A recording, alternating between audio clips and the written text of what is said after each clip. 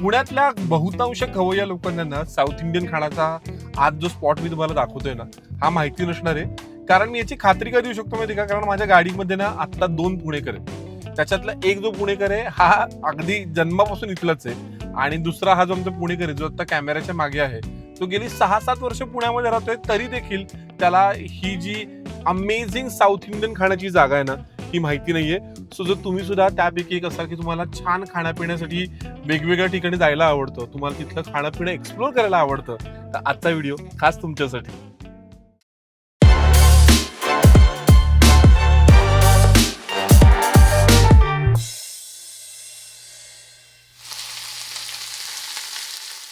So पुण्याच्या स्वारगेट स्थानकापासून अगदी 5 मिनिटाच्या अंतरावरती म्हणजे महर्षी नगर भागामध्ये साऊथ इंडियन खाण्याचा हा हिडन स्पॉट आहे. याचं नाव आहे नागब्रह्म.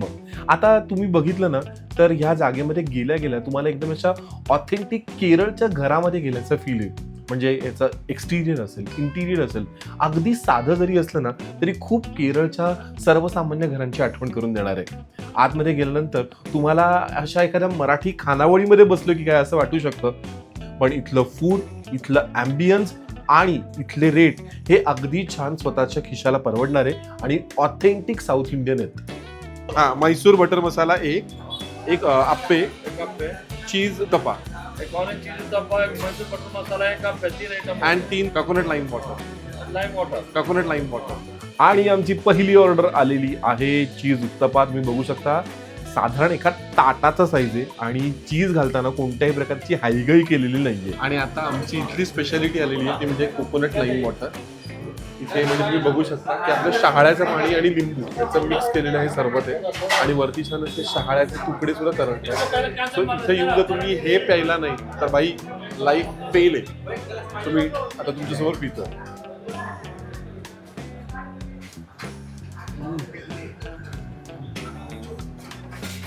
इतकं रिफ्रेशिंग आहे, फारच कमाल.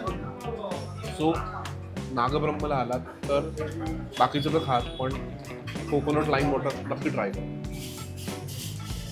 आणि आता आमचा दुसरा स्टार इन्ग्रेडियंट म्हणजे आमचे आप्पे आलेले आहेत. तुम्ही हे आप्पे सुद्धा बघू शकता, असे बाहेरनं एकदम असं करकरीत म्हणजे असे छान खमंग भाजलेले आणि आत पोटामध्ये व्यवस्थित शिजलेले आहेत. आणि आता माझा फेवरेट म्हणजे मसाला डोसा. इथे जेव्हा मसाला डोसा येतो ना तेव्हा डोसा, चटणी, भाजी आणि सांबार असं तिन्ही वेगवेगळं येतं आणि त्याची चव म्हणजे तर फारच कमाल असते. सगळ्यात महत्त्वाची गोष्ट म्हणजे इथली जी चटणी आहे ना ही विशेष आहे, कारण ह्याच्यामध्ये तुम्ही युज्युअल जे बघता की बाबा चटणीमध्ये पाणी घातलेलं असतं तसं अजिबात नाहीये. तुम्हाला छान ते वाटलेलं खोबरं अगदी शेवटपर्यंत नीट दिसतं. आणि साऊथ इंडियन खाल्लंय आणि आपण फिल्टर कॉफी पिणार नाही ऐसा तो भैया हो नाही सकता. सो गरमागरम ऑथेंटिक स्टाईलची आमची ही कॉफी आलेली आहे. मला थोडासा चटका पण बसला, बट कोई बात नाही. कुछ पाने के लिए कुछ चटका भी खाना पडता है. सो असं छान कॉफी छान गार करूयात आणि आजचं आपलं हे जे मील आहे हे छान असं एन्जॉय करूयात. सुख मज्जा आलेली आहे.